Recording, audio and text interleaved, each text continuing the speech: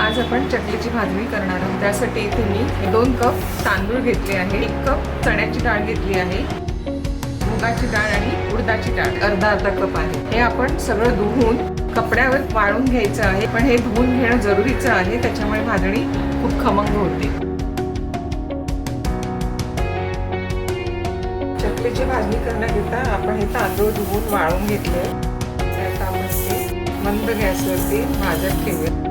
हलवतच भाजायचं आहे, जास्त तांदळाचा रंग बदलायला द्यायचा नाही, नाहीतर आपली भाजणी करपेल आणि चकली भाजताना करपट वास येईल। अशा प्रकारे आपले हे तांदूळ भाजून झाले।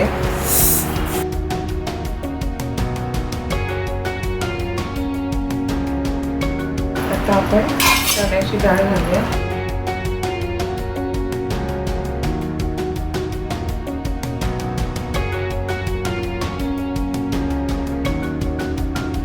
आता आपल्या 2 डाळी पण भाजून झाल्या आहेत, काढून घेऊया।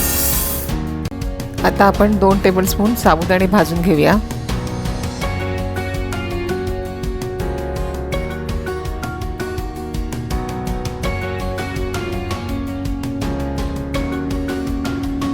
आता आपण ह्याच्यात पोहे घालणार आहोत।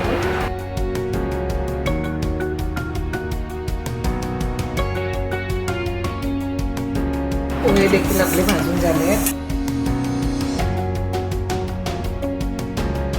आता धणे भाजायचे,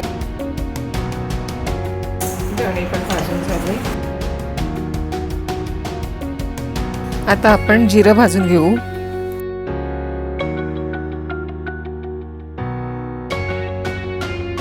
ह्याच्यात थोडा आपण ओवा घालूया। ओवा ऑप्शनल आहे, नको असेल तर नाही घातलं तरी चालेल, पण ह्याच्यामुळे काय चण्याची डाळ असल्यामुळे किंवा ह्या इतर डाळी असल्यामुळे पोटाला त्रास होणार। गॅस बंद करूया आपण। त्याच्या गरमीवरती ती भाजेल। जिरं पण भाजून झालं आहे। अशा प्रकारे आपली भाजणी तयार आहे। ही भाजणी आपण आता गिरणीवरून दळून आणणार आणि त्या पिठाची आपण चकली करणार आहोत।